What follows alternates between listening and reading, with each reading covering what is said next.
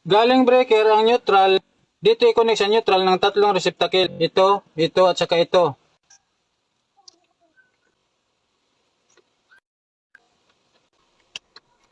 Ang line naman galing breaker, dito i-connect sa switch. Ang dulo nito, dito i-connect sa trigang switch. Dito sa may jumper.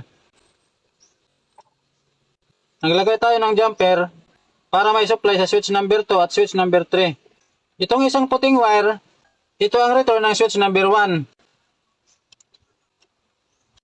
Ang dulo nito, dito i-connect sa receptacle number 1. Ito ang wire niya. Itong isa pang puting wire, ito ang return ng switch number 2. Ang dulo nito, ito, dito i-connect sa receptacle number 2. Ito ang wire niya. Itong isa pang wire, return ito ng switch number 3. Ang dulo nito, dito i-connect sa receptacle number 3.